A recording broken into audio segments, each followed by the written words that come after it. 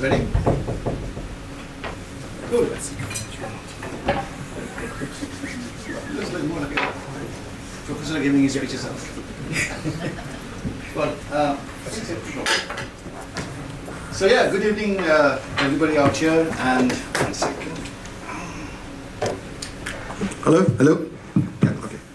So, good evening, everybody, and welcome to another episode of Tech Tuesdays, which happens to be the 15th episode. For those who don't know me, I'm Subhash Ghosh, the founder of Tech Tuesdays UK. My warm welcome to all the esteemed panel members for this evening, and to all the guests present out here. Before I start, some essential notes for the evening. The toilets are on my left. In case of any emergency, God forbid, take the stairs. Don't wait to take a picture for Instagram. You can do that later on. Yeah. And mobile phone at all times during the session should be kept on silent mode. Before even I really get into the nitty-gritties, I must take the opportunity to thank our hosting partners, Greenwoods Legal LLP, for organizing today's episode at this beautiful place.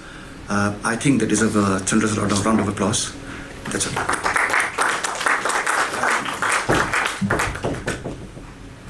And while we are on this, starting from next month, we'll be regularly hosting Tech Tuesdays UK at the Royal College of Radiologists, which is near the Holborn station.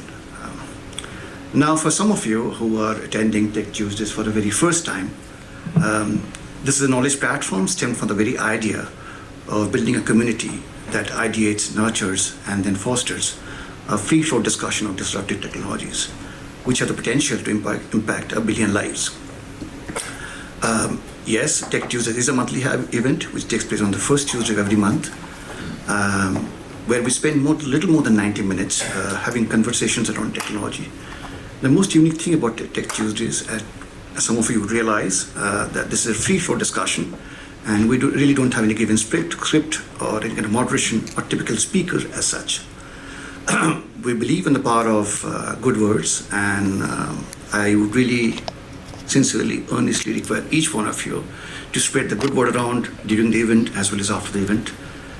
Twitter handle is at Tech Tuesdays UK, and on LinkedIn, please follow us at #TechTuesdaysUK. You can also catch up on the old episodes and the current episodes of Tech Tuesdays on YouTube. Again, as per the tradition, or as is the tradition, we also have a video bite process, which we sort of invite some of you to share your thoughts on Tech Tuesdays UK.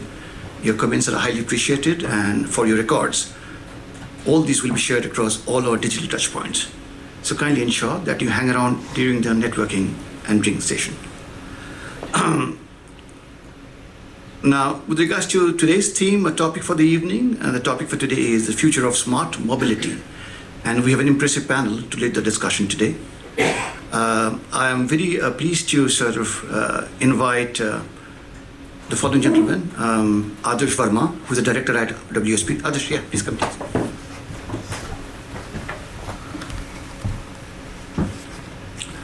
We have Martin Beaumont, the CEO at Electric Green.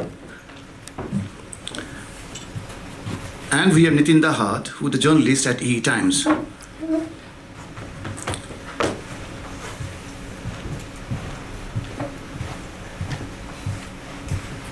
Great.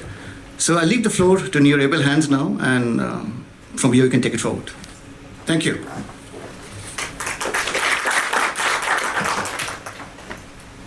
Who wants to go first? Well, left to right, which is audience left to right or my left to right, but I can start if you want. Yes, I'm Nitin Dahat. I've been involved in the electronics industry, more specifically semiconductor industry, for about 40 years. And over the last few years, that's involved a lot around today's topic, which is smart mobility. I'm actually currently a journalist. I'm writing for a magazine in the US called the Times. And we cover everything from sort of autonomous vehicles to EVs to software-defined vehicles to sort of very high-level issues as well in terms of ethics, and we cover AI as well. But that's enough of an introduction. I think you'll discover more while we all talk. So maybe throw it over to Martin. Thanks, Nitin. Well, thanks for coming, everybody. My name is Martin Beaumont. I am the CEO of a business called Electric Green, based down in southwest London. We develop wireless EV charging technology, which I can talk to you all about in more detail. My background is quite varied. I've worked in network infrastructure at Motorola. I've worked in the medical devices sector. I've run a private family office for 15 years where I invested in a number of listed and unlisted businesses, and for the last 3 years I've been running Electric Green. That's me. Thanks, Martin. My name is Adarsh Varma. I'm a director in an engineering company called WSP. I'm an economist by training, and I do a lot of work in the mobility space, looking at investments in smart mobility technologies and impacts of transport policies on businesses and households. And I'm very interested in understanding, from your point of view, how you perceive mobility as a way of life, and how it's going to affect some of the decisions you make for work, life, and play, like we say. Maybe I can just start by saying what I think when we talk about smart mobility. Smart mobility is making optimal choices of the technologies which you have access to move from point A to B. So it could be walking, instead of cycling. That's smart mobility.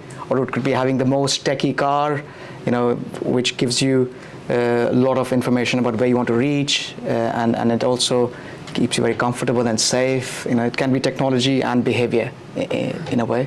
So it'll be good to talk about mobility in both contexts. How do you make the good decisions for the choice of transport, and also how do you ensure that the actual product is also really smart in terms of its energy saving and its safety features and comfort features. So do you agree with the definition, or do you want to add? So the problem with smart is it has so many meanings, and everybody will have their own definition, and depending on where they are in the ecosystem or in the value chain.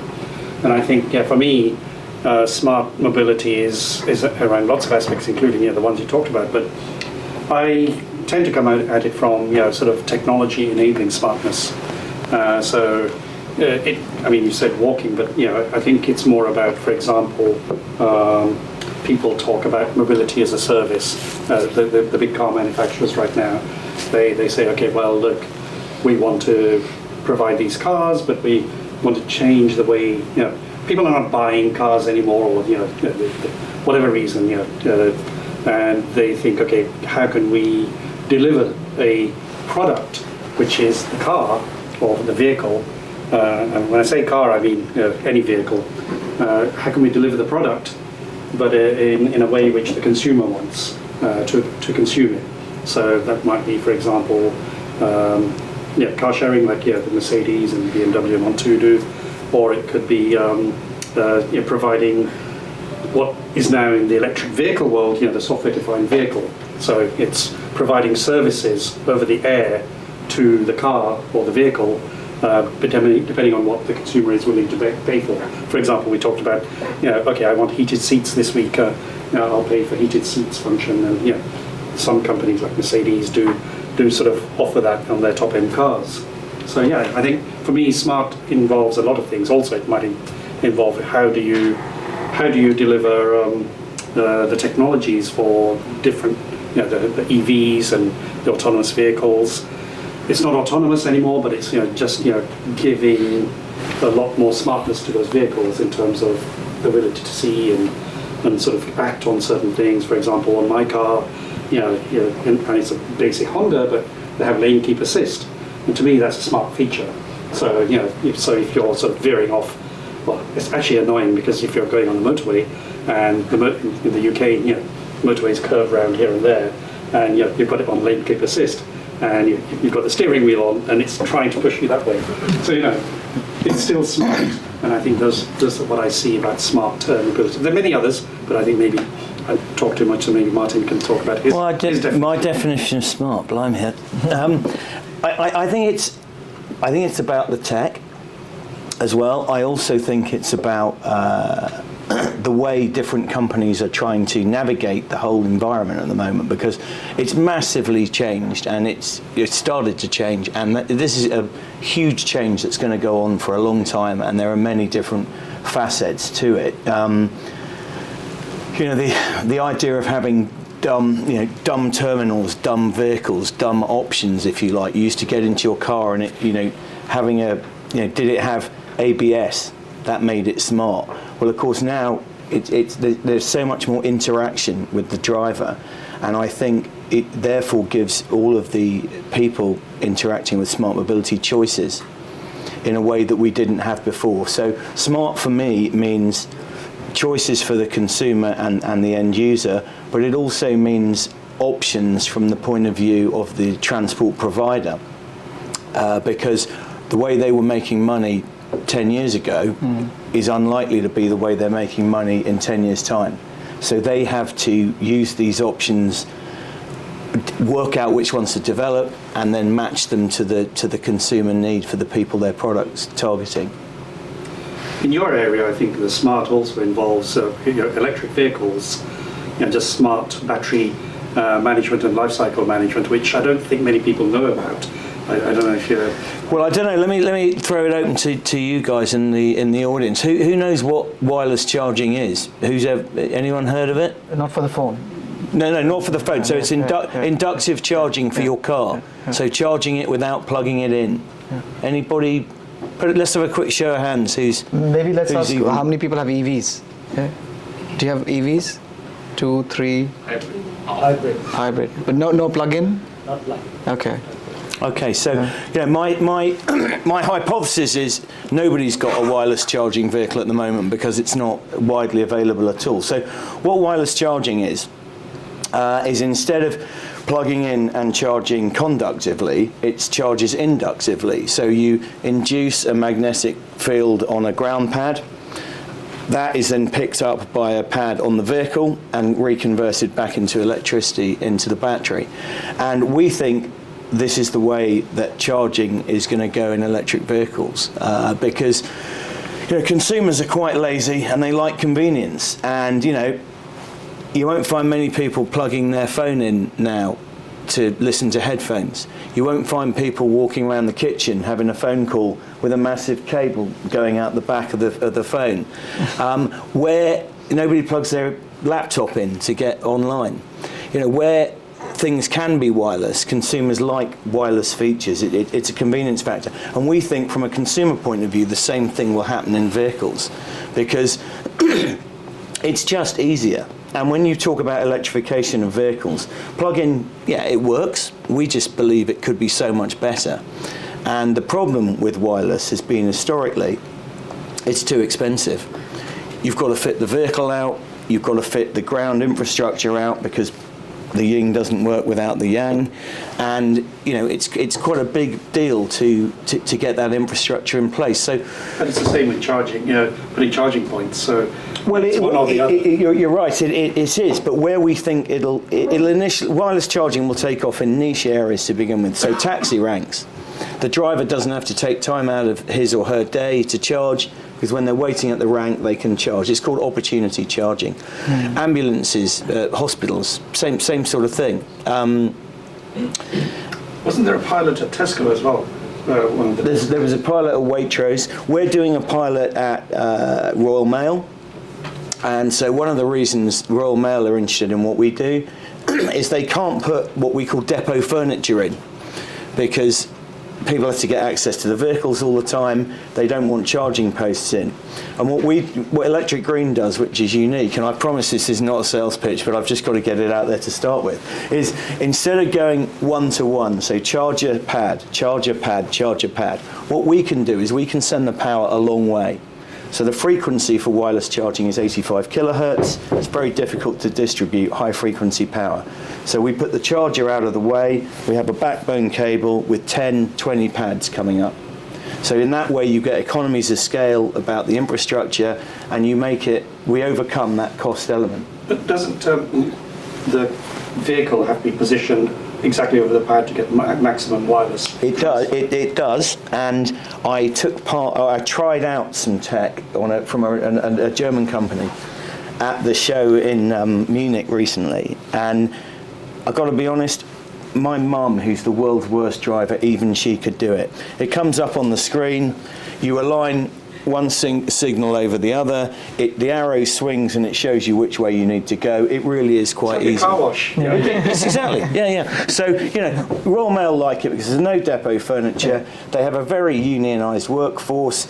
The union is saying if you want our people to move around the depot plugging in, the spaces have got to be 3.5 metres, not 2.5 metres.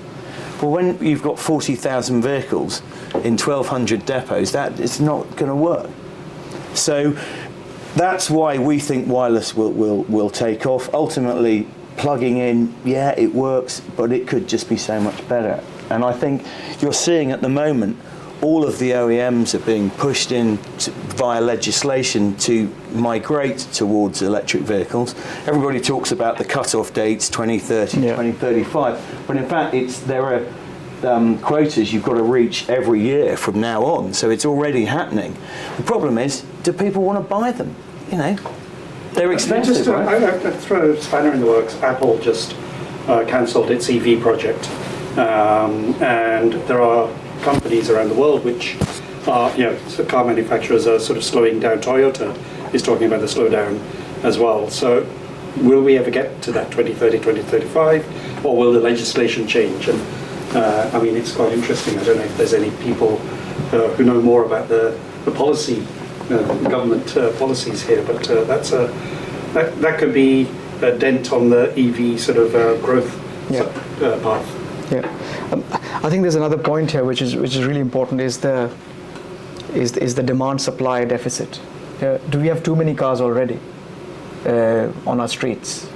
So there was a very interesting study done in Singapore in the 1990s, and they found that the city had enough cars, but it was only being used 30% of the time. And they came up with different forms of legislation, vehicle charges, very high ownership charges. It's very, very expensive to buy a car in Singapore. Then dynamic pricing on the streets, in very good public transport, A to B connectivity. They came up with all these integrated policies, and they increased the car utilization to up to 80%. Increased it up to 80%. So all the cars in Singapore are being used most of the time, unlike our cars here where it's on the drive most of the time. My car is 95% of the time it's on the drive. I do 3,500 miles a year. My cycle does more than my car. But I'm in London and I've seen the improvement in cycle infrastructure and very good public transport. So I can afford to do that, but not in other parts of the country. So do we have more cars than we need if they're not being used? But then that raises, you raise a very good point. If Singapore, they did this maybe 30 years ago or something like that. It's a long-term development, and can we change mindsets? I think the younger, we have younger people here, who, from what I've seen, and we can go to the audience, but the younger generation don't really want to own cars. Yeah, I've read about that as well. Yeah. Will then work perfectly. Who sort of thinks, I don't want to have a car? No? I think there's someone from India wants to talk already. Yeah. So did you say? And there's someone joining from India. Okay. Sort of at a command. Sandeep, can you hear me? Yeah. Yes. No, I'm talking someone else, Sandeep. Okay. Go first. Go ahead. Right. Sandeep, I'm here. Yeah, go ahead. You're not audible. Technology is not working. Sorry, hold on. Sandeep, you're not audible. Hold on. Bit of technical. Okay. Maybe we Sandeep, just give us a minute. Maybe they can type. Well, I want to sort of follow up that comment about, have we got too many cars? Because also, given the price of new cars, if every new vehicle is, 40,000 instead of 30,000 because EVs are expensive at the moment, all of a sudden the world hasn't got more money. Yes. So you're not going to sell the same number of cars if the price goes up. It just doesn't. You can't square the so you can't square the circle. So they're going to be disappointed in their output. You're going to get this. It won't be a smooth transition. OEMs are going to make too many cars. There won't be enough people buying them.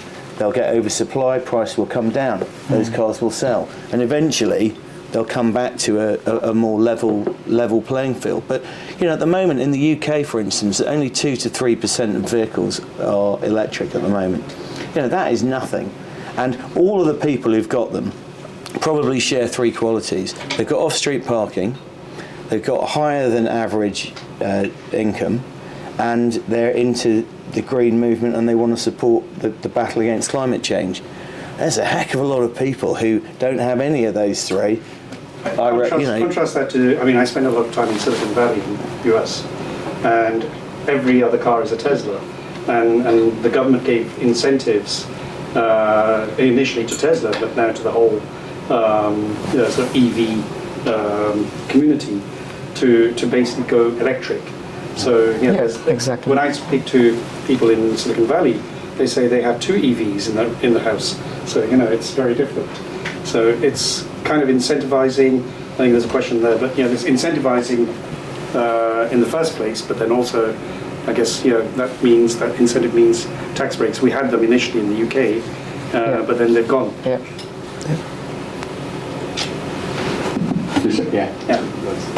So I'm definitely of the generation where probably buy a car at the very last moment that I absolutely required in life. And when we talk about demand and supply gaps, how are you seeing the evolving role of finance in bridging that? You spoke about the upfront cost of EVs being higher. Is total cost of ownership still higher or lower in a market like the UK? When we talk about different distribution models, leasing a car versus owning a car versus sharing a car versus other forms, I'm curious to understand the role of finance today and how that's changed maybe in the last 4 or 5 years. Sorry, a bit of your introduction, please. Yes. Hi, my name is Sujay. I live in London. I work in fintech, but I have some experience working in Singapore and Indonesia with EVs in particular, working with the industry bodies as well as the first electric bus pilots. Nice one. Yeah. Okay, go ahead. I'll have a go at this. I think the payback, if I'm correct, and I may well not be here, you've got to drive something like 80,000 miles until you start crossing over with an EV, which, if you've got an ICE, a lot of people might think, God, it's a bit crappy now and it's starting to squeak and it's making a few noises. But actually, if you've got an EV, 80,000 miles is probably not very much. So, but it just depends how long you want to keep that vehicle for. I think there's a whole mindset shift going on here. We were at the FT Future of the Car show last year, and the head of Polestar said, I don't want to sell you a new car. I just want to sell you a software upgrade every 2 years, right? So, which bit of the car are you refreshing, if you like? So there's that element, and there's also something which is a whole other topic, which we can all talk about afterwards. But it's the issue about V2X. So, quick show of hands, V2X mean anything?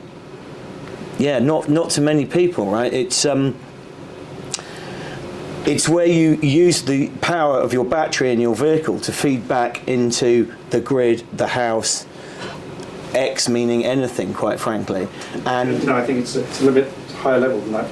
It's actually a vehicle to everything. Yeah. So it initially started with, for example, the communications between vehicle to other things like infrastructure. So it can tell if there's traffic, and then it'll tell the infrastructure, there's congestion here, or there's ice here, or whatever. So that's that vehicle to...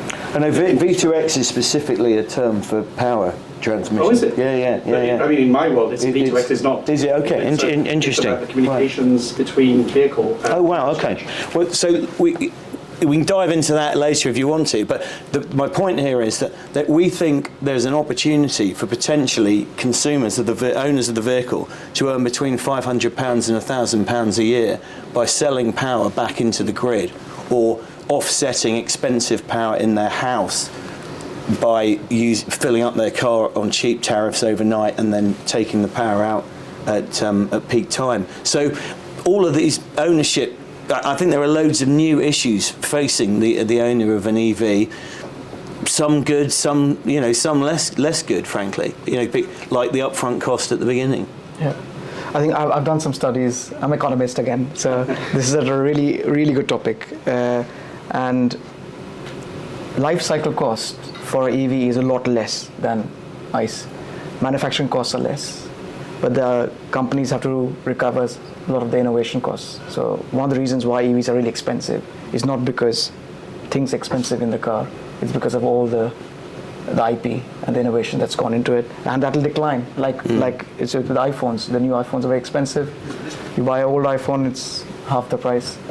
EV has less parts compared to, I think, 4 times less moving parts compared to ICE, which makes it very easy to maintain. And I think you're right, software upgrade, battery upgrades. You can just buy a platform and the car keeps getting upgraded. So the price, the cost of ownership depends on the fuel price differential between electricity and petrol. So we've looked at this in Europe, and there's a huge difference because of just the costs of electricity versus petrol and diesel. And also, where is the electricity coming from is the biggest question. If you're transitioning toward EVs and you still have a dirty grid mix, that defeats the whole purpose of decarbonization. And that's why you need this integrated policy. You need the right kind of city planning for EVs, which is different to ICE. You need the grid infrastructure to work, and you have to help the people understand what choices they're making. And some of the countries like Norway and Netherlands are getting this integration right. They're smaller countries, they have better governance structures. Whereas in England, they're struggling because there's a big gap between the ambitions, which is the 2030 target of transitioning, and the infrastructure is just lagging. So where do you think the mileage crossover is right now? So the average, if you look at the Volkswagen Golf category, it's 4 years payback. Is that all? Yeah. Okay. It's very, very quick because of the incentives you're getting and the high cost of fuel in European countries. But in Eastern European countries, it's 8-year payback because fuel is very cheap there compared to Germany. Does that 4 years take into account things like salary sacrifice? Everything, all incentives, price, tax breaks, everything. Okay. So it's a no-brainer then. Yeah, it's a big difference between the policies the countries provide and the cost of fuel and electricity in those countries. Interesting. Yeah. A quick question. So do you see, because of the current infrastructural kind of weaknesses out there, so therefore do you see the stopgap being the plug-in hybrids then? Yeah. Plug-in hybrids or the mild hybrids. Plug-in hybrid vehicles are really heavy, so there is a penalty in terms of efficiency, but it is a transitioning technology. Most pure people who like their vehicles will say never buy a plug-in hybrid, but the range anxiety is there. People are worried about the range of the EVs. Sometimes the car will show that you have 15 miles left, and you're like fine, and suddenly it'll go down to 5 or 8 because of software issues or the weather, and that creates a lot of anxiety for consumers, especially in rural parts. Yeah. Especially if you look at Toyota, I think they're now doubling down on the plug-in hybrid rather than just pure hybrids. Exactly. You had a question. Yeah. So 2 things basically. One is a light comment on induction charging. I love it, especially Sorry, if you don't mind. First of all, use the microphone for good audio quality. Please introduce yourself. Sorry, I'll start again. I'm Gautam Uzai. I'm the co-founder and CTO for Secure ID. Induction charging, absolutely brilliant, as you mentioned, for smartphones as well. But the more interesting thing is while I am using the smartphone, I'm charging, right? So maybe as a wish. So you're talking about dynamic. So there are two types of wireless. Two types of wireless charging. There's static wireless charging, like the vehicle is obviously stopped, and then there is dynamic charging, which they're looking at electrifying segments of the road. And there's an Israeli company called Electrion who are leading the way in that. And in fact, the US are looking at doing a coast-to-coast wireless charging highway. because particularly for trucks, the big issue for them is they can't get all the power to the hubs in enough scale that they want the vehicles to top up as they go along. And they don't have, again, this comes down to things like legislation. Is that dynamic or static? That's dynamic. So that comes down to things like legislation. So I think in the UK, truck drivers have to stop mandatory every 4 hours for 45 minutes. In the US, you don't have to stop. So you have drivers just going for it, and of course they don't want to run out. So it sort of depends where you are. But yeah, dynamic. I don't know. For me, dynamic's a little bit the stuff of science fiction. I think it's in most cases quite a long way away. The other thing is, Nitin, you mentioned as well that Apple has dropped the Apple Car concept, right?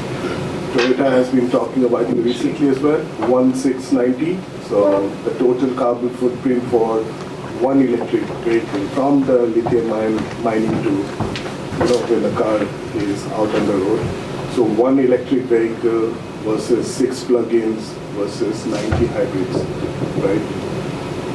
What's the truth? Because that's confusing everyone, right? So is it good or is it bad? Because someone like Toyota is saying it's not good. Apple is giving some hints. They're not saying anything, but some hints, right? And on the other hand, the regulations are forcing it to be, all electric. So, as consumers, how do we know what's the truth? Why don't you go first? Well, I mean, I don't know the truth, but I think the question is, there's something that somebody said to me last year, which struck home quite well, is policymakers don't really understand, and this is in any field, but the technology or the capability, and they're just making these headline statements. So they came up with 2030 or now 2035. But I think what I heard, and this was at that conference we were at, which was basically talking about the future of the car, and we had the CEOs of all the car companies there, plus the whole ecosystem. So I think some of the companies CEOs were talking about how the policymakers don't really understand what's needed, and there needs to be a balance. I mean, we had Chris Horner, Formula One, F1, he was there as well. But basically, there is still a challenge with electrification, and you can't go full electric. And I think I can't answer, and maybe others can answer a little bit more to that. But I think from what I was hearing, this is all arbitrary, and nobody really understands what. And I think that's why for the comments like Toyota making those comments and Apple, because they know they probably know the truth, but it's just that they can't go against whatever policymakers are saying. Yeah. So sorry. I think we can get the question. Okay. Sandeep Bangia, can you hear it? Yeah, I can hear you. Okay, all yours. Hi, I've been enjoying this conversation, and the last piece I think on the hybrid versus plug-in hybrid versus pure electric. I think in my mind I'm fairly clear. The only argument against pure electrics are the charging infrastructure, and to me, the plug-in hybrids or the hybrids are basically, it might just sound a bit too extremist to say this, but it's just two powertrains in one. So the efficiency of electric won't get achieved. The inefficiencies of IC engines will still be there. So the core argument against electric, which is the charging infrastructure, if it gets better, I think there is no debate. And now at this stage, I would say that the charging infrastructure is very keenly keeping pace with the growth in the number of electric cars on the road. You just talked about the inductive charging and stuff like that, and I'll just rewind to that topic once again. I think one of the biggest advantages of inductive charging would be the elimination of the connectors and standards. So today we are dealing with GBYT/CHAdeMO. CHAdeMO of course is history now, or CCS2, or North American charging standards, or Tesla charging standards, and so on and so forth. And for a regular car user, it's too much of jargon to manage. So I guess it just takes away that entire pain of which connector for which car, and I land up at a particular charger and figure out, oh my god, this is not the right one. And there you go. So I guess the entire ecosystem to me works so beautifully that it is, the way to go is pure electrics, purely, let's say, for at least 2-tonner and below cars. Anything above that, we could have a debate. The charging standards and the charging guns are something, if they are standardized, the inductive charging and stuff like that, I think the people who are far invested in IC engines, the people who are opposing electrics, I would say, are the ones who are proposing or propagating the hybrid agenda, which is, and I'll just stick my neck out and say that none of the legacy car makers are keen on pushing hybrids. Or they are keen on pushing hybrids, my mistake. The new ones are the tech companies. You name anyone, starting with Tesla, the Polestars, the Rivians, the BYDs in India, the back home in Tatas. All those people are not the pure legacy automakers. So, these are the people who are just going on top of it, and the legacy automakers are trying to extend the life of their factories by propagating the hybrid agenda. That's my view, and I might just be, sticking my out and making an extremist view on this piece. But yeah, that's what I think.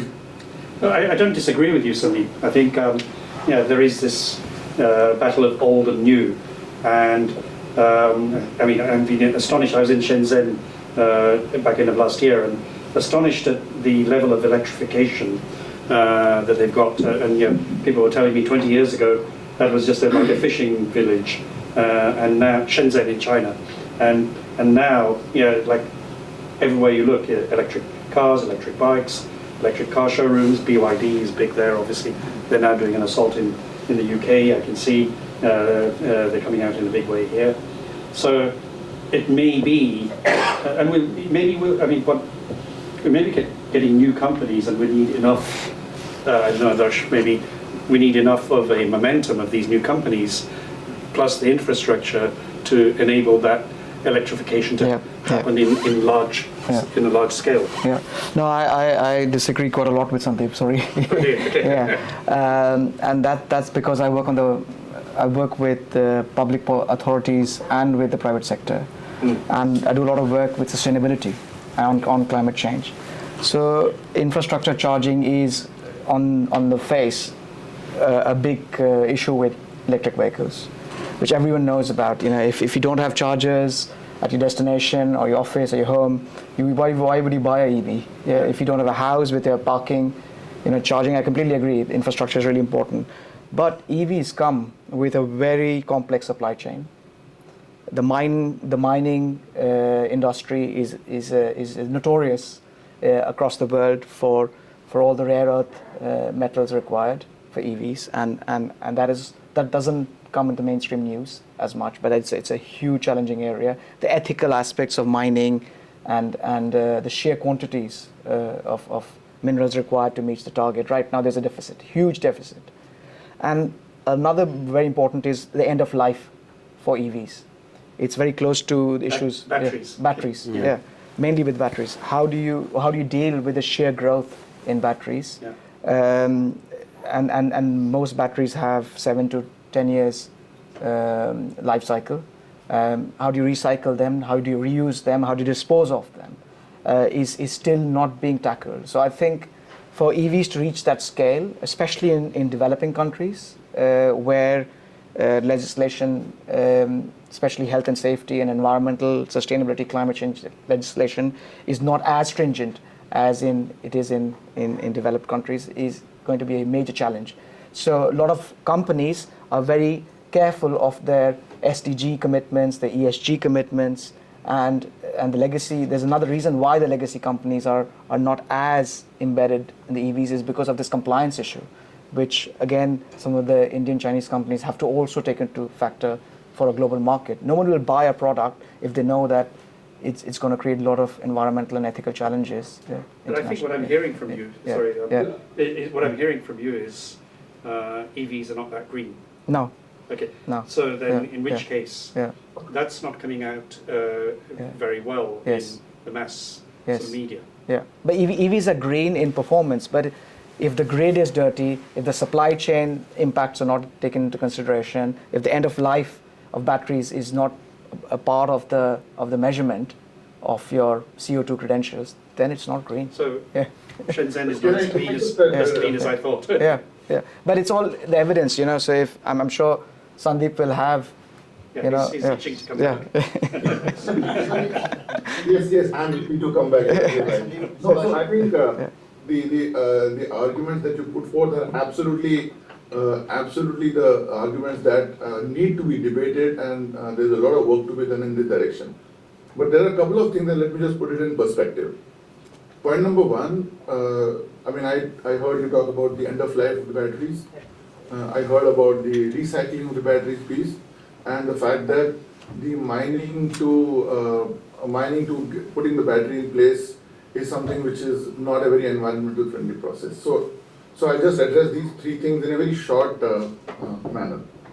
So point number one, when you say that the end of life of batteries, so let me just take it back to the action in your country, which is in London. The first Nissan electric car, Nissan Leaf, was launched in December 2010. And you will find, even after 13 years, most of those vehicles are still on the roads. And please remember, this is a battery technology which is 13-year-old technology. We have come much ahead. So point number one, the battery's life is not 7 and 8 years. It is much more than that. So this is the point number one. Point number two, incidentally, I work for a power company, which is also one of the largest charge point operators in India, which is Tata Power. I can tell you that there is something called a second life of battery, which is a very critical concept. So the batteries which are of no use in a car because it deteriorates the performance of the car are extremely useful in the power company, because today your power is coming largely from solar, wind, and you need power to be stored for the nights. So power storage is a space constraining thing inside a car, but you don't have a constraint outside the car. Inside a power company, you don't worry about, you can just stack up some 1,000 batteries to store that power. So very easily, and I can say again with all the authority at my command in that sense, that coming from a power company, the battery which is gone, let us say, out of the car at least 10 years from the birth of the car will be useful to a power company for at least 2 decades. 2 decades. Even if its performance deteriorates, it doesn't matter outside the car, because it is just stacking of power. So this is the second argument. The third thing that you mentioned very clearly is the recycling. I think that's a very critical piece. But you know what? I think this industry is in its nascency, which is, I would say about 4 or 5 or 10 years is what it has got, as against, let us say, 100 odd years for an automotive. So I think there is a lot of work we all know is happening in the recycling piece. So apart from certain components of the battery, majority of the rare elements are actually able to be recycled.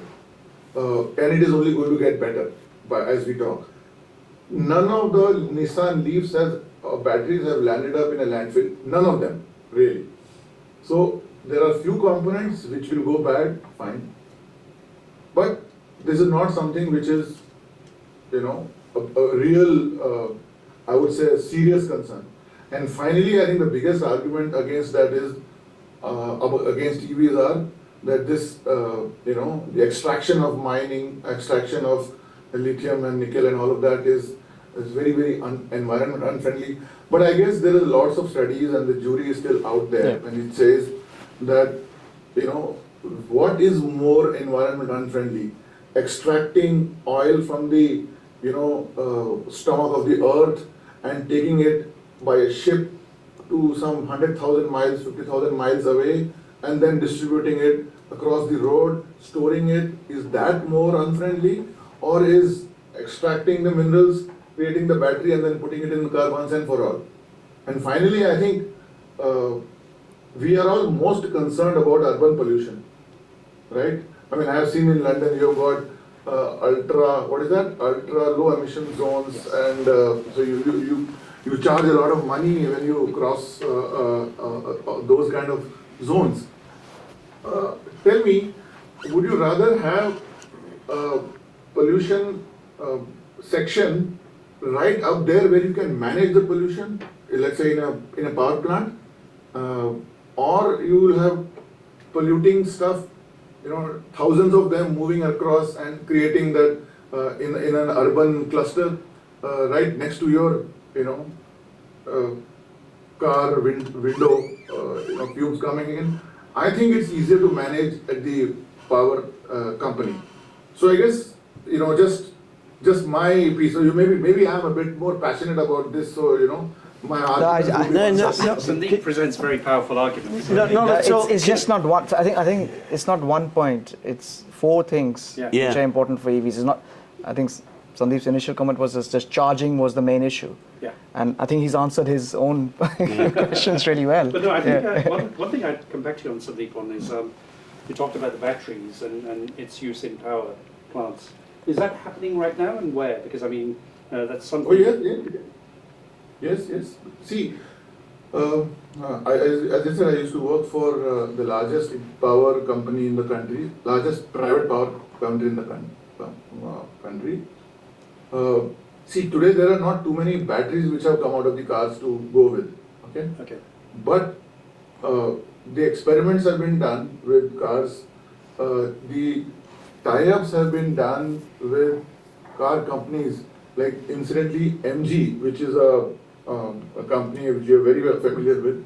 MG EVZS is what is there in UK as well. They have signed an agreement with power companies like Tata Power to say that as soon as the batteries are useless, I would say useless in the car, they'll give it to the power company, and so they have done proper trials, they have done proper testing, and so the use case, as the gentleman mentioned, was a V2G. V2G is a very strong use case. So there are places, let's say in India, where the ideal situation would be that an old battery which is gone useless to the car, it can be put up in my farmhouse where the grid power is not so reliable. So in the morning you have solar rooftop powering it up. It stores during the day, and in the night it is. So it's all sounds very fancy, but it is all happening in some ways. Can I jump in here? I feel like I've got loads of points to make on catch up on all the conversations here. Sandy, I'm delighted you're such a wireless charging fan. I'll come back to that in a minute. But this gentleman's comments here about hybrids, Toyota, and Apple, for instance.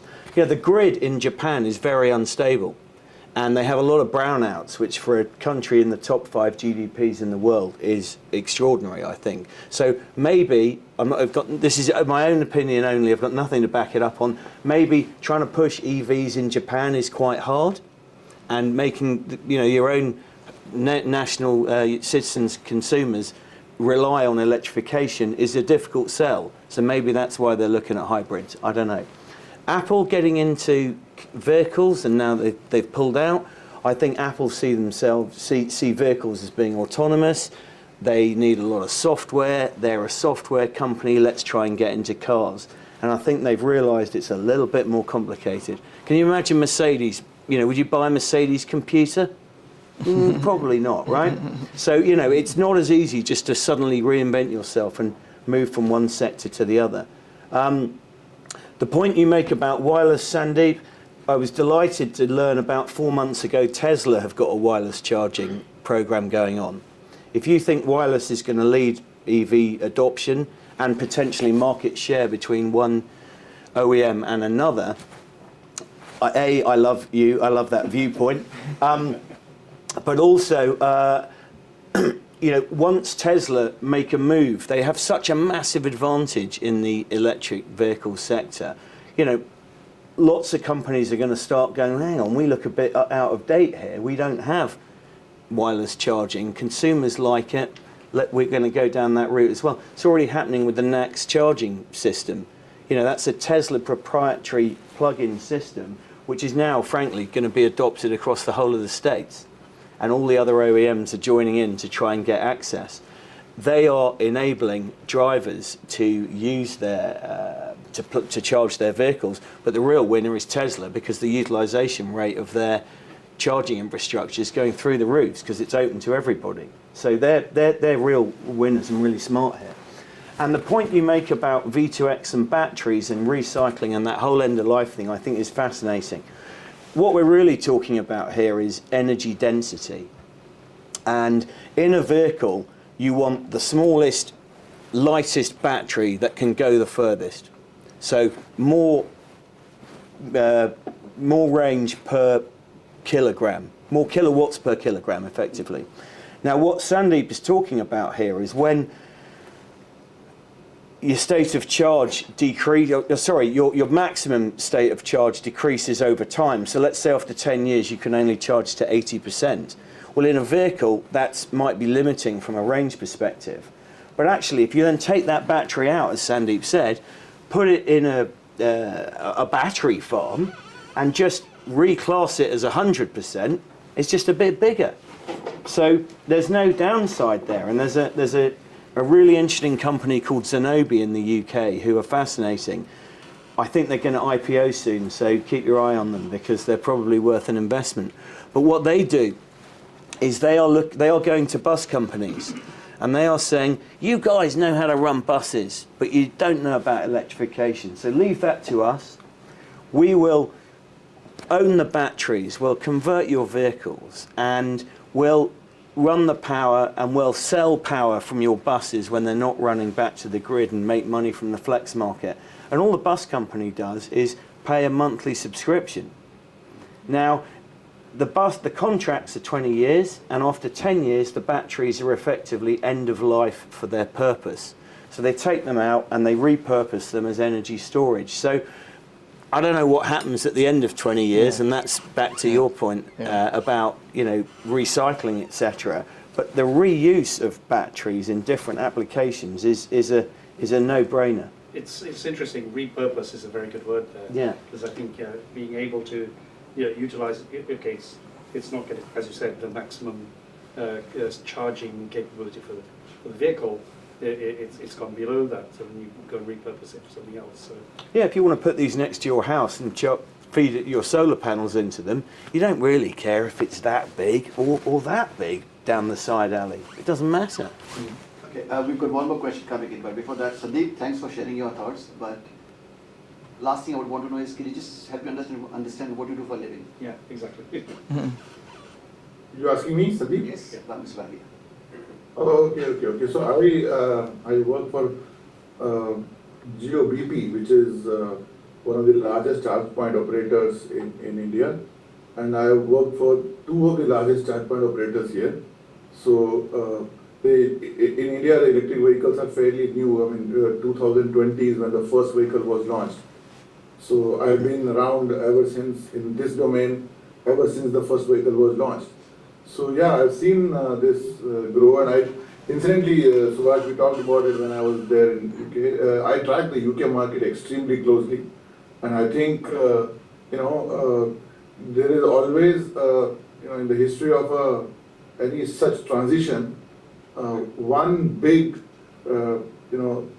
inflection point. So which in UK was I believe the biggest inflection point was the trucker strike that happened about 2.5 years back sometimes. So that actually put the curve very strongly. And India, we expect next year, with some couple of new launches, is when the numbers of EVs will shoot up, and people like us will be having a lot of work to do putting up charging infrastructure. Thanks, Sandeep. Stay tuned. I think we move to Sandeep Ray now. Yeah, all yours. Thank you. So my name is Sandeep Ray. I am the CEO of Gautam Sun UK. So we work in the sustainability sector, and although we are suppliers of lithium hydroxide, lithium carbonate to the companies trying to make EV batteries. So back in India, so we source it from UK and we sell it to India. So that's what we do. And apart from that, we also work in the domain of construction, like making only or driving EV is not enough. So you need to make eco-friendly roads. So, so we try to replace the fossil fuels from the roads with the greener binder, bio-based binder. So my question was regarding this selection of vehicles for EV, hybrid, or plug-in hybrids. So what I feel that infrastructure is a very important aspect over here in the selection. So most of the people, I mean back in India or in the UK, would like to go for a hybrid instead of a plug-in hybrid, and leaving apart the EV at the moment. So what is your opinion? I think my thinking is that the hybrid is the best choice at the moment to have a transition from the ICE vehicles to the EVs in the long term, because infrastructure is not there. So I wanted to have an opinion about that, whether we should focus more on hybrids rather than plug-in hybrids, because plug-in hybrids and EV are more or less the same. So it's better to go for EVs. So what I feel like that hybrid could be one of the best choice for the moment for the transition. So your opinion, please. I have a personal opinion, but I think the experts. I think there are surveys, a lot of surveys, as to what motivates people to buy a car. Okay, and it's really interesting to see the top 10 reasons. Any guesses? What are the top 10 reasons for buying a car? Mobility. Yeah, and no, that is the. You've had kids. No, when you want to go to a showroom, the look. Yeah, but absolutely right. Show off to girls. Yeah. Yeah. Sorry. Interiors, for features. Yeah. Yeah. Reliability, safety, and okay, reliability. Sorry. What it does to my image. Yeah. Yeah. Yeah. Go from A to B. Yeah, no, that's what I'm talking about. When you go to a showroom and you're speaking to the dealer, you'll ask them what's the capacity of the boot, what's the pickup speed of the car, the fuel efficiency of the car, how much does it cost to run the car. No one talks about any of some of these points we're talking right now. Yeah. So what's number one? Yeah, what's the top one? The top three is comfort, speed, engine size. Yeah, like literally. So it's not changed. But, No. But I think it's also a function of where is this survey happening. If it's happening in the showrooms of IC engine cars. Yeah. No, Likely they're not. these are by auto magazines, auto car manufacturers, typical, not. I'm not talking about Mercedes' survey. I'm talking about unbiased, market surveys. Yeah. So I think we have to be really careful. The average person on the street, when they want to buy a car, they are motivated by decisions which are very detached from some of the big policy decisions we're talking right now. The green consumer is a growing share. So we also see a lot of surveys which says we look at the performance of the car. All cars have the labeling now in terms of the engine. Even tires have a labeling. So you can choose a tire which is very fuel efficient. It might make more noise because of the compound. You're talking about greener roads. So there are roads which make less noise and are more fuel efficient compared to other roads. So that is a really big factor when you have deciding between plug-in hybrid and EVs. I think one point which Sandeep made, which I really think is very important, is the air quality problem. A lot of people are getting very conscious that your air quality in cities are getting affected by the choice of your cars, especially in cities like Delhi and Beijing. And that's where I think legislation can become very clear about what type of cars you can buy. The growth in EVs in London has had a huge impact in the air quality in the city compared to inter-suburban routes. So there you can have petrol diesel cars running because you're not creating the same air quality problem. I think climate change was a very big red herring, and diesel cars were being sold as a major solution for climate change. That it's emitting less CO2 emissions, and diesel cars were getting rebates. But now diesel cars are like the biggest polluter. Parking charges have increased for diesel cars. By a Mercedes. Yeah. Most of their models 5 years ago were all diesel. All diesel. Yeah. Just amazing. And you were doing amazing things for the climate by buying a diesel cars. Even smaller cars had diesel engines in them.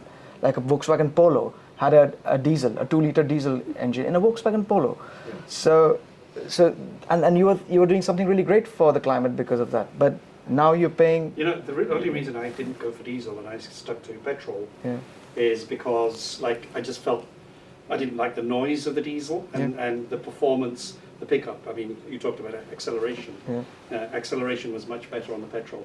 Yeah, but I don't know, someone mentioned policymakers do not understand. Yeah, I do. And I think that is something we need to be aware of. There's always a lag between what the policy comes up with and then the market responds. Yeah. But your question was, sorry, go on. Well, I definitely agree with that last point. I mean, what you talk about here is, if plug-in normal hybrids are the way forward, you would think more OEMs would have gone down that route, but it still remains a very niche sector in propulsion methods. And one thing I know, trying to persuade OEMs to put wireless technology on their vehicles, is that OEMs don't like variety. You look at someone like Stellantis, they've got 20 to 25 brands, I can't even remember how many, right? Loads. And they want to standardize vehicle platforms. So by a platform, I mean the battery pack, the wheels, the propulsion. And on top, they put different models on top. So Peugeot have the same platform as Vauxhall vans. They just plonk something on the top, and every 3, 4, 5 years they refresh it and make it look like a sort of an upgrade.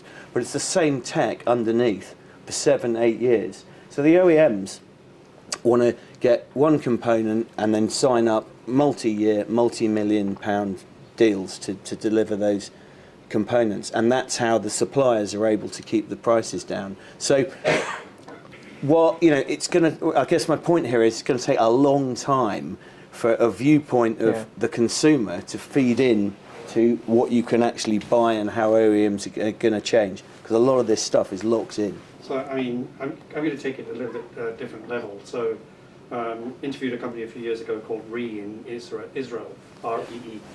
And basically what they were doing is just developing these platforms and then selling them to companies to then build whatever they want on top of them. So just the wheels and the powertrain, as it were. Yes, the powertrain. But interviewed, and I just wrote it up today actually, interviewed somebody from Bosch Automotive.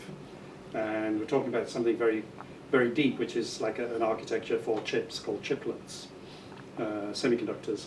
And he said, the problem is that to develop these new things costs a lot of money. And for an automotive company, we need to be able to reuse things that are already there. Otherwise, it becomes just too expensive for us to justify to put that into the cost of the car or the development of the car.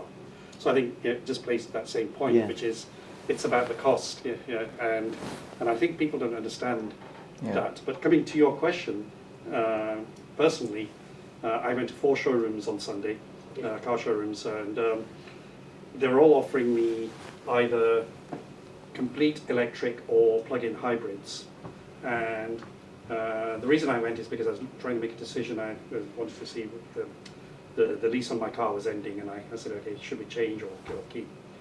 And I, without any backing, but maybe a little bit of in my own instinct, I sort of said, okay, I'm going to stick to hybrid, because plug-in hybrid, as you said earlier, it's like you're having two powertrains. It's expensive, and the electric is just a little bit too much on the high-level price. I mean, you're talking about 45 to 50,000, for a decent family car, and then the infrastructure is not there. And I think that's where I think I made the decision. Okay, stick to hybrid until they know what they're doing. Or don't drive. But you said don't drive. There's another. I think maybe on the topic of smart mobility is, what are the models coming in the future? I mean, I asked the question right at the beginning. Is I think you said you don't really want to own a car until the last minute. So part of the smart mobility agenda of all these both legacy companies as well as the new tech companies is, how do we sell this now as a service to consumers? Yeah. And I think that'd be quite interesting. But I think there's some other questions on the floor. Hi, Ashok Chah this side. I'm a Sloan Fellow at London Business School, and I'm running energy stations in India. I have energy stations with all the 3 oil companies in India. I served into oil and gas industry for 7 years. So my main take is on, we have talked and we have heard a discussion about energy and electric charging. But if you would have seen the latest news, and it comes back to Toyota, where they are putting a lot of energy, and I would say that they want to really transform this market. They are saying that our water engines would be the next hydrogen. That would completely change the mobility industry. So what is your take on this? Would it be the real transformation into the mobility sector? And looking at the innovations happening in this space, is it the right time for the government to invest on building, I would say, EV infrastructure, or they should wait and watch until and unless something concrete comes in from Toyota or the other companies? So do you mean hydrogen when you said water? No. They have recently, it's a part kind of hydrogen, but they are not saying it would be a compressed gas. They are saying it would be coming out from water, so which is readily available, and it's a clean fuel. I mean, that's still. I haven't come across that yet, so it must still be very early stage. But it comes back to the earlier point about you said about should governments be investing. Governments don't really understand. Policymakers don't understand. So I think, do we let the market decide on as in the car manufacturers, and then build upon that to build policy, or should governments be taking gambles and risks? And I don't know. Yeah, I mean, I know about hydrogen, but not this water technology. Hydrogen is still way too early, and there's so much infrastructure. Again, you come across the same infrastructure issues, but in a different way. Yeah. The point is, yes, hydrogen requires, I would say, huge infrastructure investments. But if this water engine, which is more or less they have proven that this is successful, and very soon they would be launching it in the market. So I believe with that coming into availability or common availability, it would be completely transforming this mobility industry. It would. Sounds great. I must be honest, I don't know anything about it, so I don't really feel able to comment. I'll definitely be doing some research. Yeah. I think Aramco stocks will just fall. Yeah. I'll wait for Aramco's stocks to fall. Thames water will go up. Yeah, Thames water will go up. This chap at the back had a question.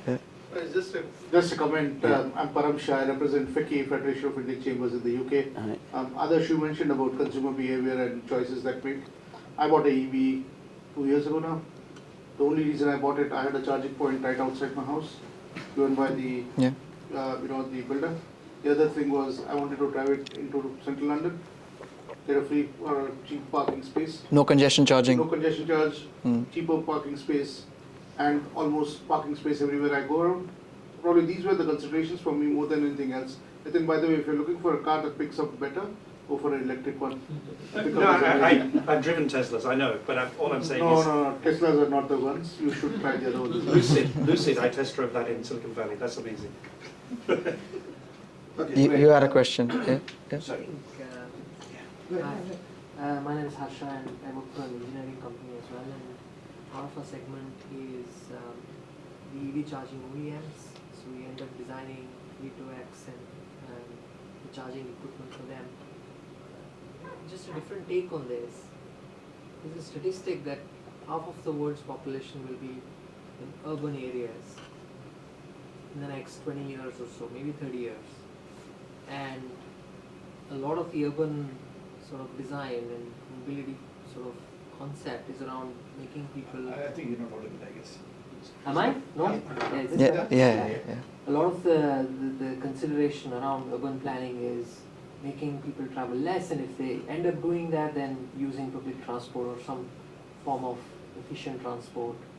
So if half of the population ends up in those kinds of densely populated areas, and we're talking about smart mobility, it's more likely that not many people will end up owning cars and end up using something which the governments are investing in, and that requires huge political will, and we saw that. So the footprint of mobility today, if you look at what the enterprises are doing, the Amazons of the world, I can bet that there are more Amazon trucks and Royal Mail trucks on the roads today than personal mobility vehicles. So if that continues, you'll probably end up with enterprises having a significant amount of fleet on the ground. What is the motion in that area? Do you see the same will from enterprises to invest in EV and move in that direction? I think it makes sense for enterprises to invest in EV fleets because they've got that sort of return on investment in that sort of large scale. Yeah, totally. I mean, they are in some cases leading it in some ways. It makes their brand look good. Yeah. If you sit behind a vehicle with Amazon on the back and it's chugging out fumes, it doesn't make you think, it doesn't make you want to give Amazon a hug. I think they have a lot of, their own, what do they call them, tier 1, 2 and 3 carbon costs that they have to offset. Their transportation network is a big part of that. And thirdly, I mean, Royal Mail, the unions have their own carbon reduction targets, and they are going to the guy who's heading up the EV, runs the fleet at Royal Mail, saying, how many EVs have you bought this week? So everybody's involved in it, so they're very much taking a lead in it, I think. Yeah. So I think, very quick response. So there's another smart concept called smart logistics now, which is becoming a really important factor for a lot of companies like Waitrose, Marks and Spencer, to reduce their carbon footprint. And the most successful logistic companies say that they want the warehouse to be empty, because a sign of a good logistic company is where the warehouse is empty, not stacked, because they use the mobility for reaching to the consumer. So they, as we are trying to transition away from cars, they're also trying to transition away from distances, and they're ensuring that vans and trucks are packed to the, they don't have empty journeys, they're always packed. There's really good stats and statistics on how the supply chain is being used, and that's reducing their vehicle miles as well.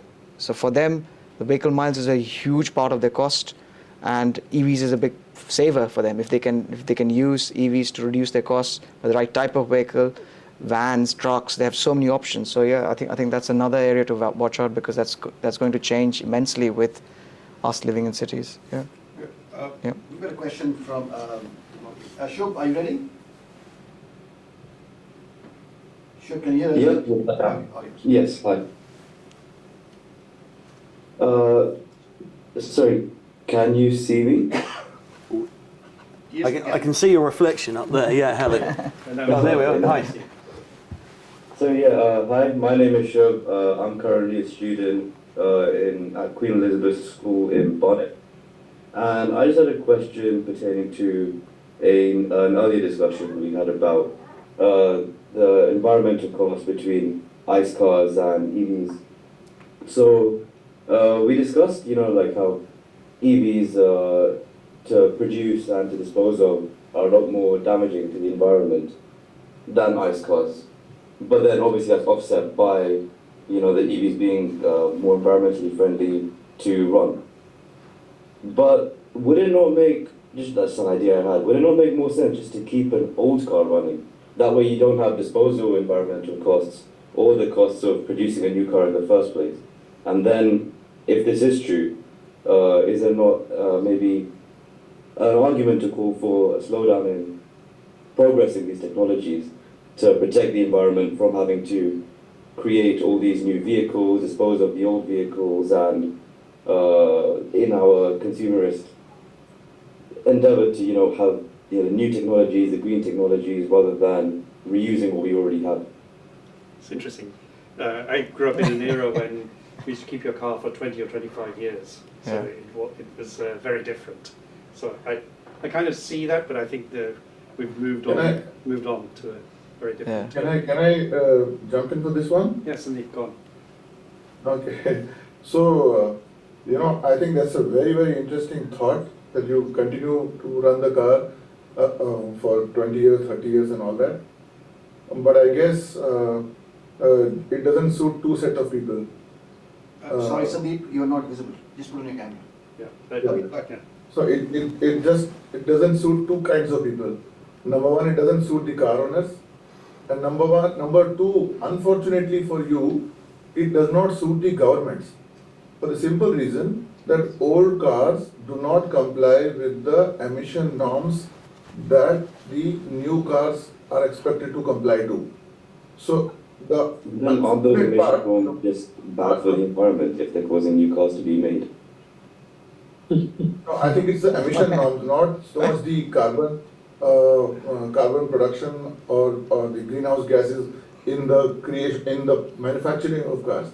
So I think the unfortunate part is the people have had to upgrade their cars because the emission norms require them to do so, not because they want to dump the cars themselves. So in fact, that's another good reason why EVs are becoming popular, for the simple reason that emission norms require the car manufacturers to spend more money, and hence the car becomes expensive. So petrol becomes expensive, the emission norms require the car to become expensive.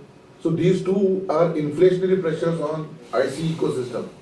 Whereas the electric ecosystem, the batteries are becoming more efficient, the batteries are becoming more compact, prices of batteries are dropping, and the prices of electricity are reducing, so to speak, because now the large part is coming from the renewable sources. So I think it's anyway, in a way it is falling in favor of EVs. Deflationary pressure on EVs and inflationary pressure on IC engines. So while you might not like to hear this, but no car manufacturer would want it, and the governments definitely don't want it. And of course, what do I show off to the next door guy, my neighbor? I don't have a new car. Come on. So I tend to disagree with you, Sandeep, because I never made decisions on cars based on emissions. I made decisions on cars based on features. I think something that gives me. I never ever looked at emissions ever. No, but the governments insisted that you have to have a Euro 6, Euro 7. So it is not because you want to have it. See, if you think about you pay more tax. So in this I'm not looking at a car based on its emissions. Well, I mean, maybe I'm an older person, but generally, my generation never looked at emissions. We looked at, and we look still at the car features, not the emissions, because we expect it to comply to all these. But I think what Sandeep is trying to say is that if you go to get your MOT done, and if your engine is no longer complying with the European air quality emission standards, that car is not roadworthy. Now the problem is, and I think Shub, you're raising a point which is bordering on capital economics versus ethics. Yeah. So what is happening, and I'm sure a lot of people might be aware of this, is these cars end up going into Africa and poorer countries. So there's a huge second-hand market for cars which are not roadworthy in Europe and in Japan. So the emissions are going there. So the emissions are going there. Which is a huge ethical problem. Yeah. And some of these cars get refurbished and checked. That's fine. But it is a reject from the European and Japanese economy going into Africa and other Asian countries. So some of these cars are still on the road, but Yeah, but Shub, I'm going to come out in your camp a little bit here, I think, because I think, unless you do loads and loads of miles every year, the emissions that you make doing 5,000 miles a year will take a heck of a long time to offset this is the air quality emissions. It's not the CO2 emissions. No, okay. But whatever emissions come out of your tailpipe will take a long time to offset the emissions made making a new vehicle. So if you're a low mileage user, probably from a climate change perspective, you should keep your car for a bit longer. Yeah, I think there's a huge issue. I don't know the emission maths standards here, right? are SO2, NOx, and PM10. They are not climate change. These are air quality pollutant standards, which are a lot more serious than climate change. So these cars are not roadworthy if they are. Even if you drive for 1 kilometer, in the year, you're emitting a very high. For that 1 kilometer, you're emitting a very high share of PM10, SO2, NOx, which are really harmful gases for children, for old people, compared to CO2, which is a global warming gas. So these European standards are based on those emissions, and that's the only problem. Yeah, that's true. Yeah. But I think Shub's point is not necessarily about. It's about keeping cars longer. Exactly. And even if they comply, then my comments were made in basically on cars pre sort of all these various emission standards. But at the same time, any car I bought since then, you expect that's already conforming to those. So then that's not a consideration. So then, say whenever these standards were introduced, if I keep my car for 20 years, it should still comply. Yeah. So I think that's his point. Yeah. It's about. Do I get that right, Shub? Yeah. Yeah, pretty much. Well, thanks, Sandeep. Thanks, Shub. I think we've got a question now from. Sorry. Yes. Hi, I'm Amit. I'm from Chara.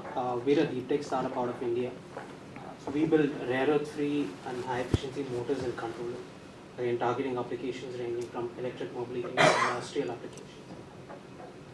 So Adarsh made an important point about critical materials and rare earth materials. So if you look at the battery space, when it started, it was all about the NMC or the nickel, manganese, and cobalt kind of batteries.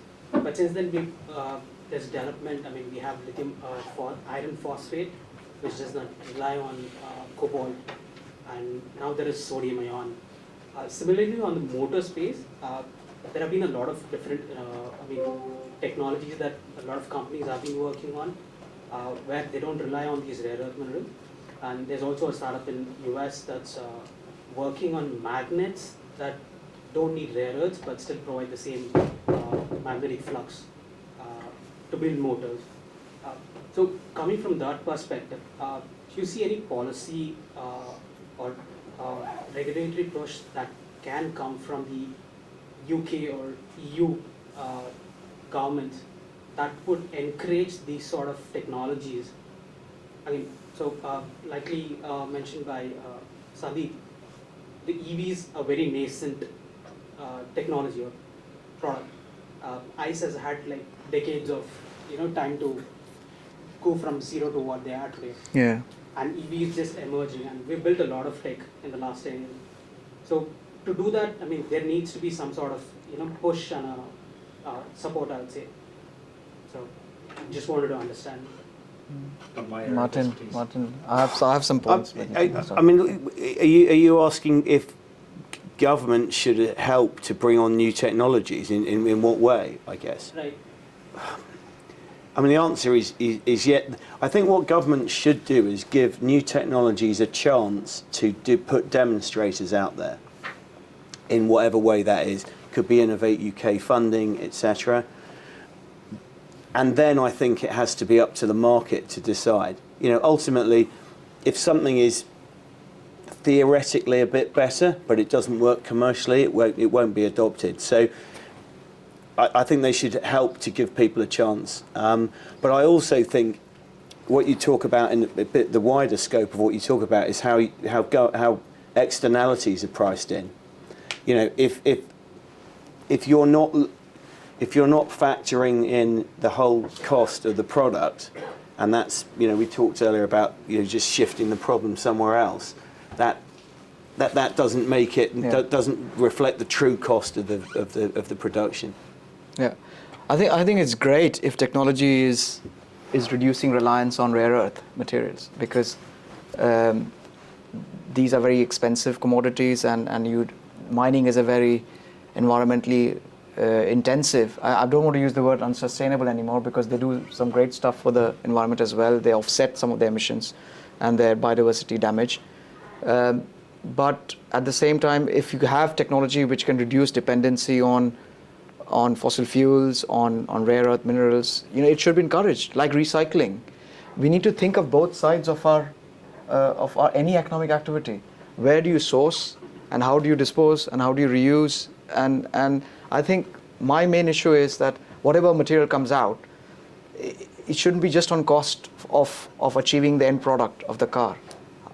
What is the lifetime of that material when it's in the car, how it's being disposed? Everything has to be thought about integrated way. You can't leave the problems to another generation.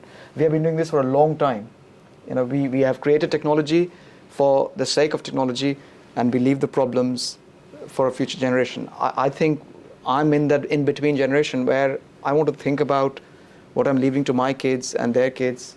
It becomes a very important part of our investment. If I'm investing in shares, I'm very clear about which companies I want to invest in depending on their ethical decisions. If I'm going for a bank, I see the ethical, their compliance. So please share this information, because I wasn't aware that you have technologies which are substituting rare earth materials. I wasn't aware of the water technology. So this is great. Yeah.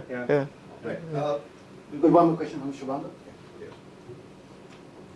Hi, Shubhanga here.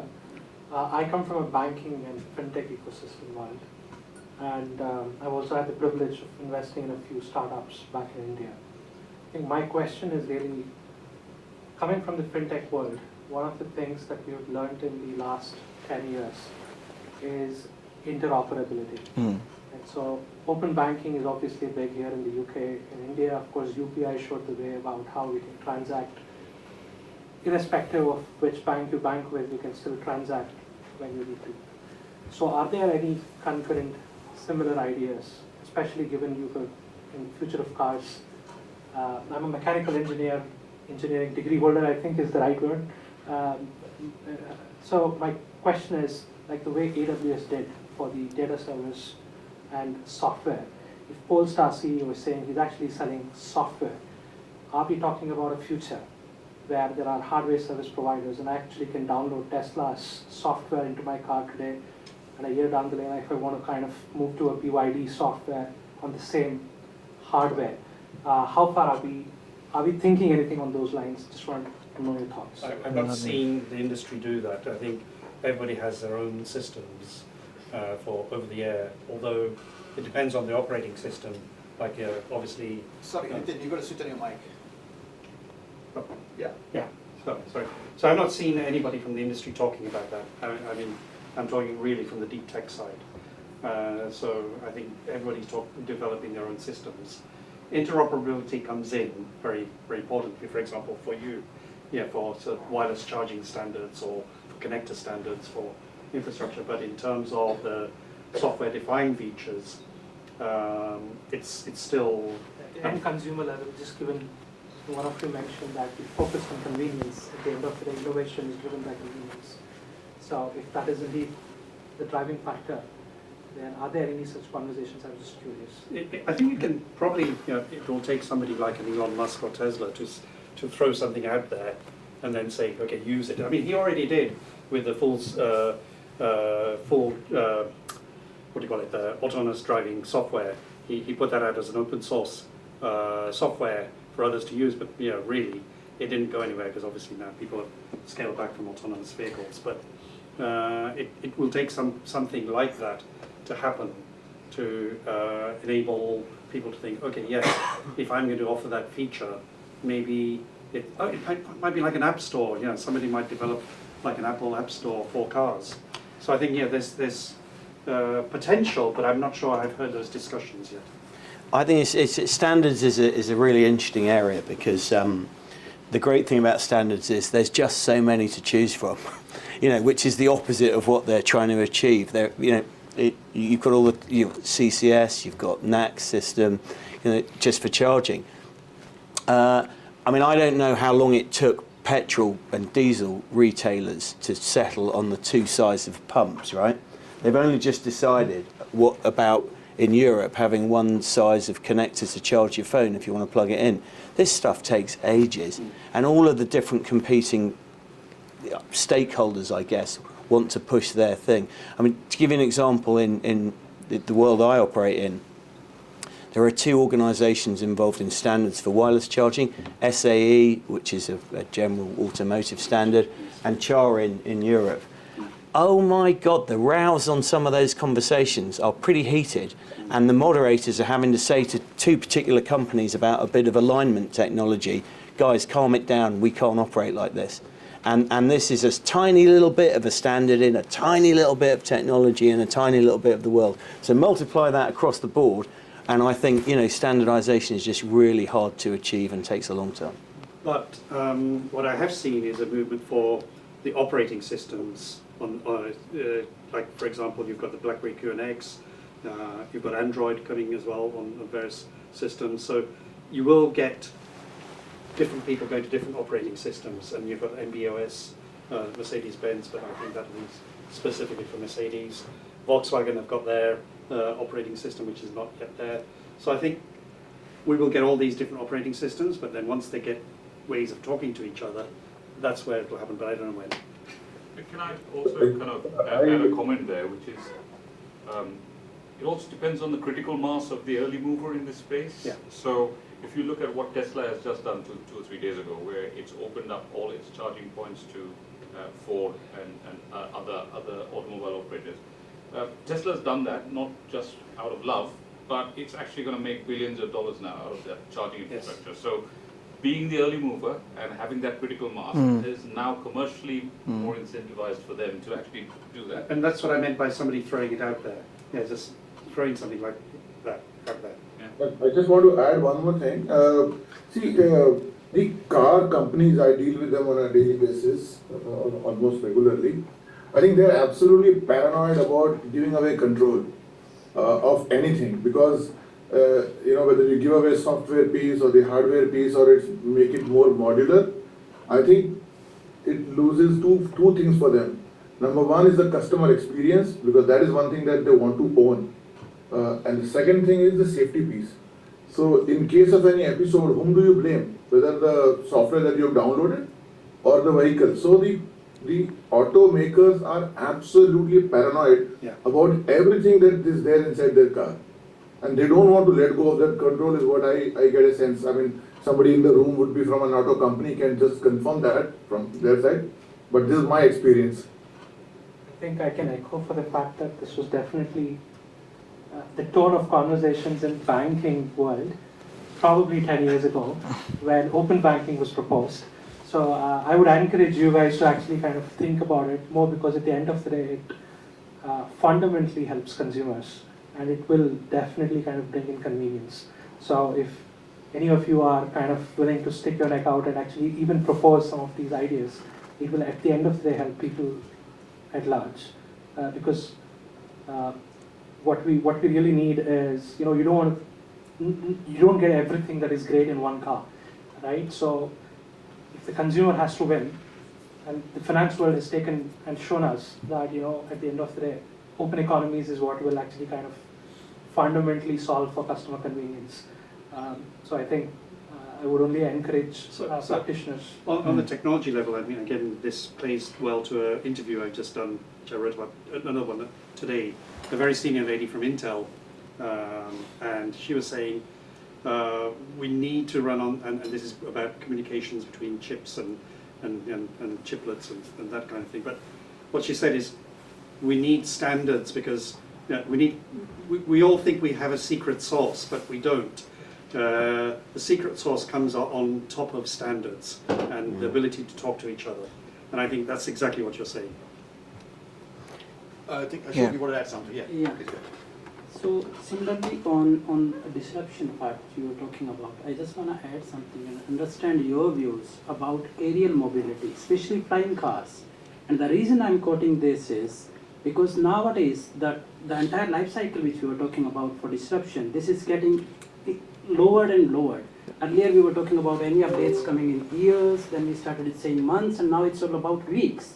And if you look at Morgan Stanley reports, a few years back, they were saying this flying cars market would be close to $1 trillion by 2040, but now they are decreasing the timeline and they are saying it could be soon a reality. So I want to understand your views about it. Is this drones? No, flying cars, Okay, I'm okay. talking about new smart mobility vehicles. Okay. So no, Mercedes and BMW have been working on this already, and I think there have been some because it's then it comes to federal aviation rules in different regions.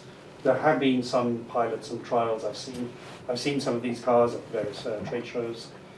So I think it's coming, and it's coming faster than we think. But I think it will depend on regulation and those federal aviation authorities.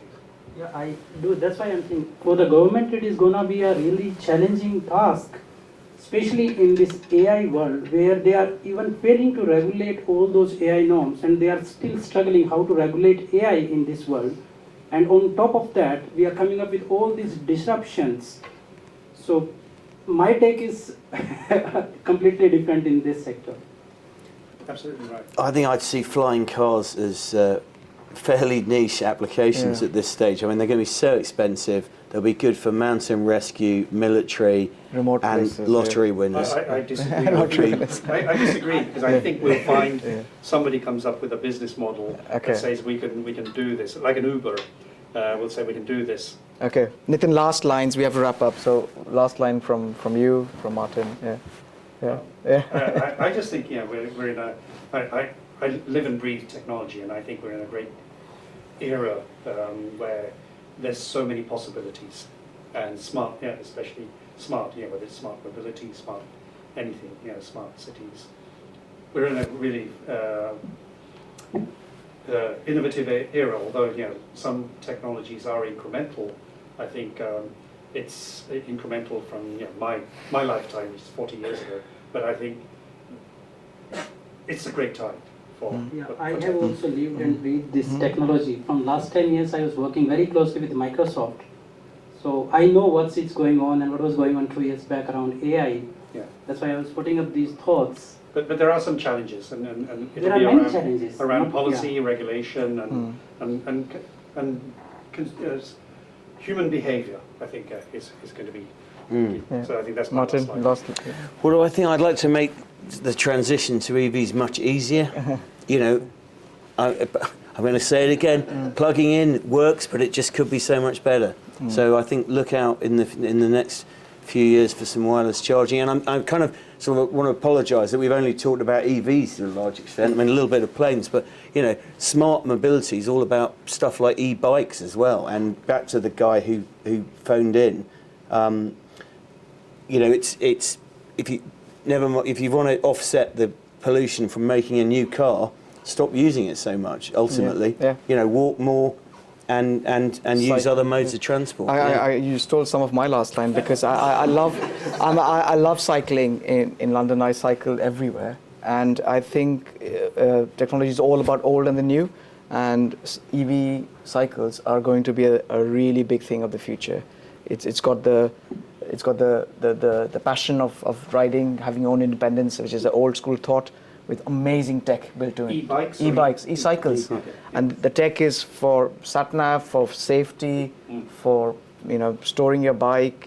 It's just the tech you're seeing in e-bikes is amazing. And Can I just chuck something out there for 2 minutes? I know everyone probably wants to go and have a glass of wine, but at the moment, the Department for Transport is doing a consultation on e-bikes and should they increase the speed of them, or the power of the motor, not the speed, so that you can actually flick them on a trigger to get going instead of cycling. And I just want to test my own hypothesis here, because at the moment, all of the vehicles in London are coming down to 20 miles an hour. It's going 20 miles an hour everywhere. Kind of negates having a fast car, quite frankly, in an urban environment. And e-bikes are limited to 15.5 miles an hour. So I'm going to do a vote. Your good idea or bad idea? I actually think they should increase the speed of e-bikes up to 20 miles an hour so that you can move at the same speed and you haven't got the friction all the time of cars and bikes overtaking, rather than limit the bikes to a slower speed, which is more dangerous. So show of hands in favour of keeping 15.5 miles an hour? Upping it to 20? Yeah. Interesting. Okay, thank you. Cool. Thank you. So slight digression, apologies there. Okay.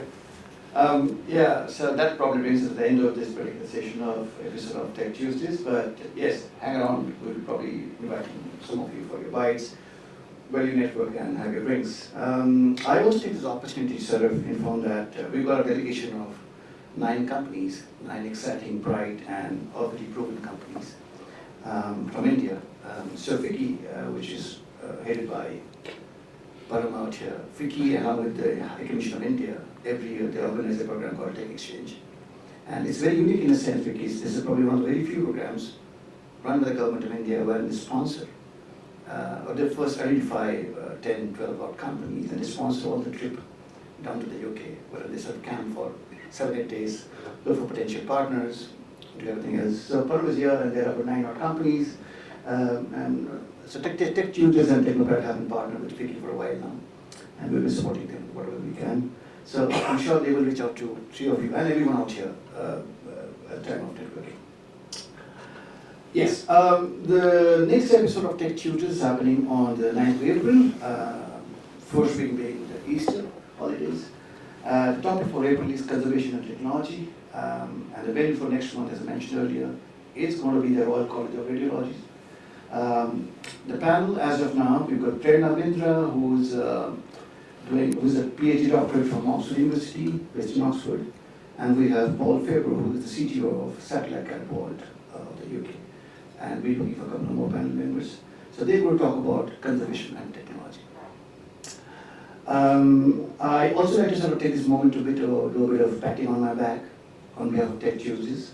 Tech Tuesdays was invited to do another session at 4YFN last week, on the 27th of February, and the panel was supported by Dr. Mike Short, whom probably some of you have met, who's the former Chief Scientific Advisor of the UK government. We had Mary Orsina, who is the head of Visa Europe, and we had Gautam Azari from Secure.